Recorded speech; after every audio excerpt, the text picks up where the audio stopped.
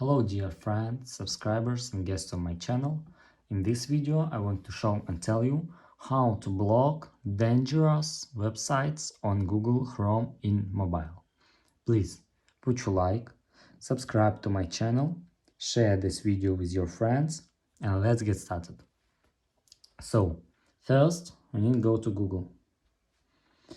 Here we need to go to our account and click settings.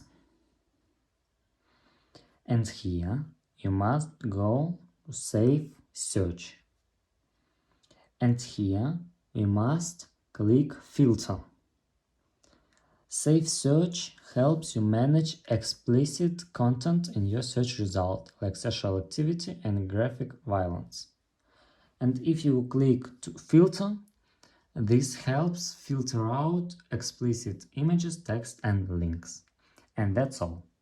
If you enjoyed this video and found it helpful, please put your like, subscribe to my channel and share this video with your friends. Bye bye everyone.